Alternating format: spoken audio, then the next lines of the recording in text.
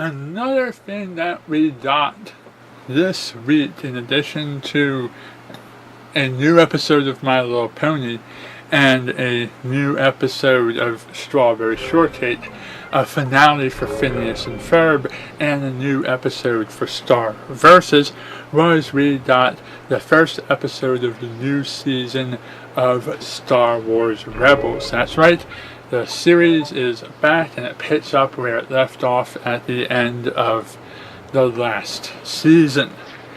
This is Siege of Lothal, with Darth Vader now involved as a major antagonist to the series. He takes it upon himself personally to hunt down these rebels and learn what they're all about and put an end to them right now, right here, before things get any worse. So we start off with Vader threatening the previous antagonist of the first season, the Imperial Minister. And she is so intimidated by Vader and so turned off by what the Empire is doing and so afraid for her own life that she makes a deal with the rebels that she'll surrender to them if they protect her, and she'll give them information. Generally afraid of what's going to happen to her. And the Empire takes advantage of this situation and allows the rebels to meet her, get into a battle, and during that battle she's killed in an explosion, and it looks like the rebels are responsible for her murder. Framed for the murder, they're unable to hide on the planet that was the central focus for the whole first season. So our little team can't stay. They have to leave the planet and go someplace. And they've been arguing throughout this entire episode over whether they should continue acting on their own or formally join the rebellion in an official capacity. Some members wanting to join and others wanting to stay out of the war. After the team is framed, they call in a favor from Lando Calrissian, and he gives them a chance to use his facilities to set up a situation where they can trick the Empire into not knowing where their shuttle is by sending out a whole bunch of false signals and confusing their scanning equipment. The shuttle successfully escapes and returns to the rebel fleet.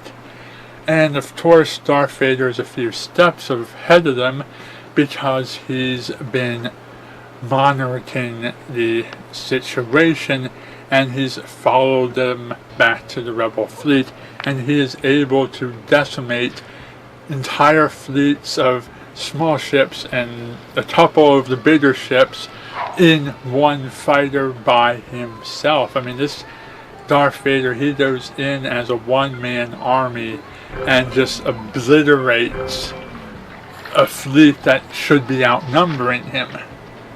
That's how awesome and how major a threat he is.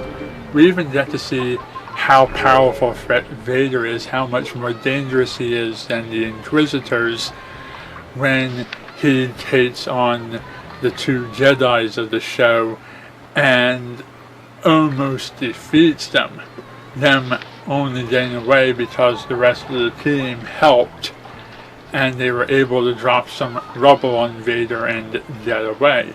And also because Vader let them go because he wanted to follow them back to the rebel fleet. And then towards the end of the episode, Vader and Ahsoka make a connection and they realize who each other is, and Vader realizes she's still out there, Ahsoka realizes he's still out there, and they start making plans. Vader's plan in particular to use his former apprentice to help lead the Empire to hunt down and eliminate other surviving Jedi who managed to get away from the Clone Wars. It'll be very interesting to see how things play out in the future and how many times the series is willing to kill off major characters, and whether or not it kills off any of the main cast. Since these characters aren't in episodes 4, 5, and 6, it's possible that they could die off before the end of the series. Or maybe they turn up in episode 7 and it turns out that they don't die and instead just went off somewhere else in the galaxy and survived the original trilogy. Either outcome should be interesting, and it should be interesting to see how things continue to play out and how stories continue to unfold and what we get out of this situation.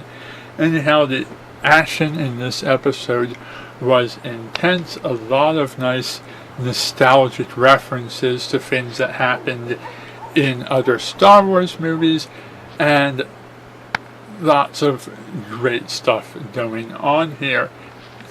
Definitely worth a watch, especially if you're a Star Wars fan. Anyhow, thank you for listening, and good night.